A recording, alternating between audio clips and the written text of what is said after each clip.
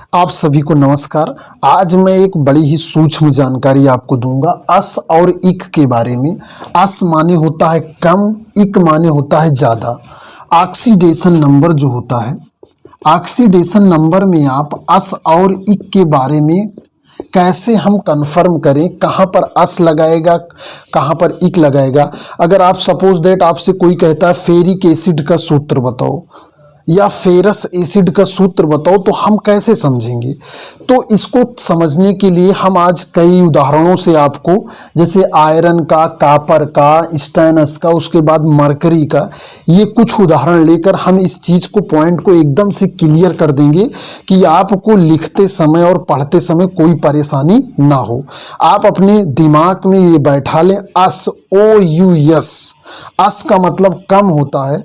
एक ही यौगिक के एक से अधिक आयन पॉजिटिव में जब पाए जाते हैं, एक से अधिक आयन पाए जाते हैं, तो उसमें डिफ्रेंशिएट करने के लिए अगर उसमें कम, देखिए जैसे आप ये है एफ ई डबल प्लस है, एफ ई, तो ये आपका हो गया फेरस। क्या हो गया? FeRous, ये आपका फेरस हो गया। और उसके बाद यहाँ पर एफ में 3 प्लस है, तो ये आपका हो गया फेरिक। क्या हो गया? इसे लिखेंगे फेरिक। क्या लिखेंगे? फेरिक लिखेंगे। ये हो गया फेरस और फेरिक। एक में क्लियर करिए कि जहां पर OUS लगा रहेगा वो कम ऑक्सीडेशन नंबर वाला शो करेगा, वहां पर लगाया जाएगा। इक का मतलब ये होता है कि इसे ज्यादा वाले के साथ लगाया जाएगा। उसके बाद ये आप आयरन का, अब इससे आपको जैसे यौगिक बनाना है तो FeCl2, ये आपका हो गया फेरस क्लोराइड। आपका क्या हो गया? फेरस क्लोराइड हो गया। उसके बाद ये आपका क्या हो गया? FeCl3, ये आपका हो गया फेरिक क्लोराइड हो गया। ये बहुत छोटी छोटी बातें हैं। छोटी छोटी बातों को समझने से ही कॉन्सेप्ट में क्लियरिटी आती है। तो ये आपका जैसे ये हो गया CuCl, आपका क्या हो गया? CuCl हो गया। ये आपका क्या हो गया? CuCl।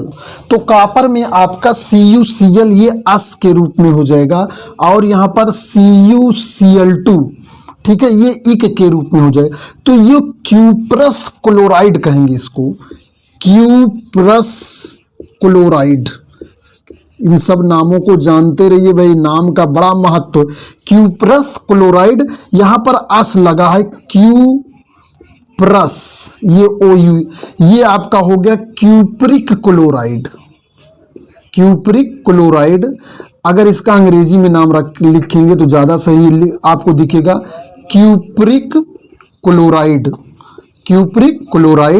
और इससे आपको स्पष्ट हो रहा है कि ये आपका जो है, ये इसमें इक में है और इसमें अस में है। उसके बाद यहाँ पर देखिए, इसमें स्टेनस और स्टेनिक, तो इसका स्टेनस क्लोराइड कहेंगे इसको, स्टेनस क्लोराइड हो गया। और ये आपका जिसमें 4 है, ये SnCl4 लग जाएगा, ये आपका स्टेनिक क्लोराइड हो जाएगा, स्टेनिक क्लोराइड। तो ये आपका अस, इसमें अस और इक कहाँ पर नामकरण।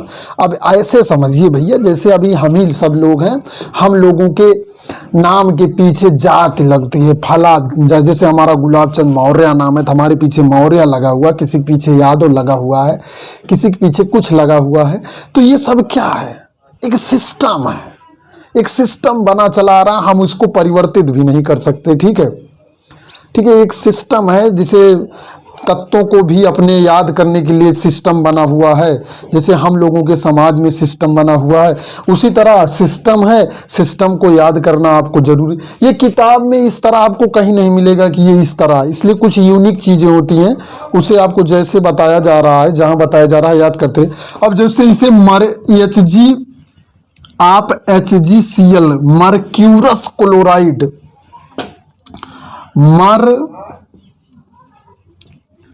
क्यूरस क्लोराइड, क्लोराइड, मर्क्यूरस HgCl, जहां पर इसके एक प्लस होता है, और Hg डबल प्लस, इसे मर्क्यूरिक क्लोराइड, मर्क्यूरिक क्लोराइड। तो ये आपने 4 उदाहरण देखा, आयरन का देखा, और ये आयरन भाई साहब का बड़ा सा भी चित्र बना हुआ है, ठीक है। तो ये मर्क्यूरस आपका, ये सॉरी आयरन के 2, आपके कापर का आपने देखा, उसके बाद स्टेनस का देखा, आपका मरकरी का देखा। ऐसे बहुत सारे तत्व हैं, ठीक है। आप धीरे धीरे जब पढ़ेंगे तो उन लोगों के बारे में अध्ययन करेंगे और जानेंगे।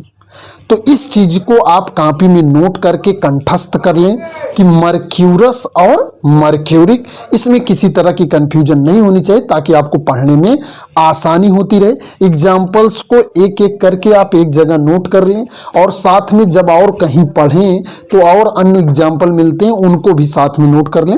इस वीडियो में इतना ही। मैं गुलाब चंद मौर्य, साइंस टीचर। धन्यवाद।